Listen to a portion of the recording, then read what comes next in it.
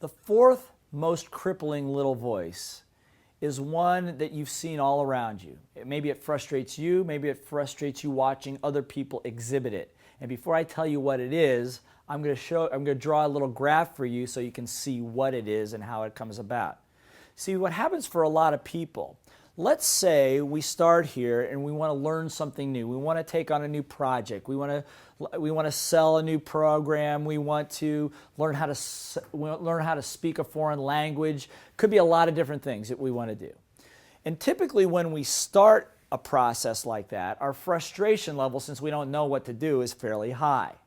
And our competence level is pretty, what? Low, normal.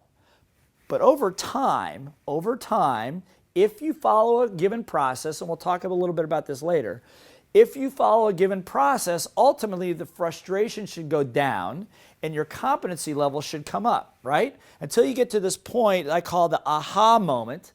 Aha moment, that's a moment when you think, I think I can do this. I think I know how to get myself to the bathroom if I need to, if I'm in a foreign country now. I can speak enough Italian to get that done. You know what I'm saying? Or I think that I've not gotten a sales call completed yet, but I'm really close and I really feel like I can do it. You know that piece I'm talking about? By the way, this graph is courtesy of dear friend Jim Harris in one of his books, and he talks about this in great length.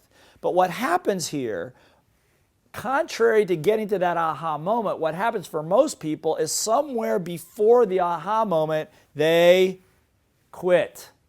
That's right. Little voice debilitating issue number 4, probably the worst of all, is quitting too soon.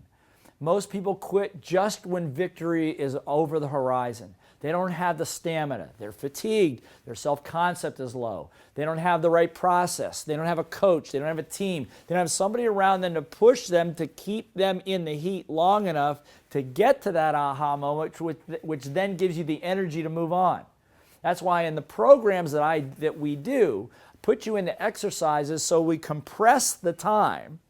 Like I told you earlier, is that if you're in a sales program with me, get you to sell $10, $15, $20, $30,000 in 10 minutes. Now, it may take you 3 months to do that normally, but by compressing the time and the right context, the right environment, the right coaching, is what happens is we can slide that whole curve back till you get the aha moment before you can quit. Don't quit before you should. Don't ever do that. Don't ever give up on your dreams. If they're worth doing and they're worth making mistakes, to do. And again, if you're working with somebody else on your team, encourage them to stay in the heat a little longer. One of the favorite songs that my son, when he was very little, loved, and when the Disney movie Hercules came out, was a song that's his theme song, my theme song too. It's called Going the Distance. And most people don't go the distance. They're not willing to do what it takes. Don't quit just because it gets difficult. Stay in the heat. At the minimum, what will happen is you're going to learn something that will get you to your dreams.